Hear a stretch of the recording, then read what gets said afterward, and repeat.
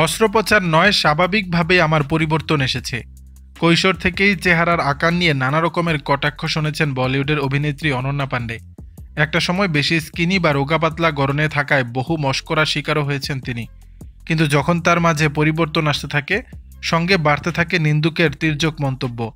নিন্দুকরা বলছেন অস্ত্রোপচার করে নাকি নিতম্বের আকৃতি বৃদ্ধি করেছেন অনন্যা পান্ডে। এবার এমন কটাক্ষ নিয়ে খোলাখুলি জবাব দিলেন অভিনেত্রী। কৈশোরের অভিজ্ঞতা শুনিয়ে অনন্যা বলেছেন, তখন আমার 18 থেকে 19 বছর বয়স। খুব রোগা ছিলাম আমি, সেটা নিয়েও মশকরা করা হতো। লোকে আমাকে বলতো, আরে তোমার পা দুটো মুরগির ঠ্যাঙের মতো। কেউ আবার বলতো, তোমার চেহারাটাই দেশলাই কাঠির মতো। তোমার তো স্তন বা নিতম্ব কোনোটাই নেই।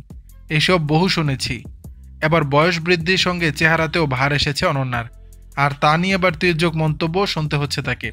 তার জবাবে অনন্যা বলেন, আমি স্বাভাবিকভাবেই বড় হচ্ছি, আমার চেহারাও ভারী হচ্ছে স্বাভাবিকভাবেই। কিন্তু বলা হচ্ছে আমি নাকি অস্ত্রোপচার করিয়ে নিতম্বের আকার বৃদ্ধি করেছি। মানুষ যাই করবে, দেখতে যেমনই লাগুক, কটাক্ষ শুনতেই হবে। কিছু মানুষ সমালোচনা করবেই, বিশেষ করে নারীদের নিয়ে এমন মন্তব্য করা হবেই। পুরুষদের এই অভিজ্ঞতার মুখোমুখি হতে হয় বলে মনে হয় না। অভিনয়ের জন্য প্রথম দিকে কটাক্ষের শিকার হয়েছেন অনন্যা। তারকা সন্তান তকমা থাকার কারণে বারবার সমালোচিত হয়েছেন। কিন্তু গত কয়েকটি ছবি ও সিরিজে অভিনয় করার পর থেকে প্রশংসা পেতে শুরু করেছেন তিনি। দর্শক, বিষয়টি নিয়ে আপনাদের মতামত জানাবেন নিচের কমেন্ট বক্স।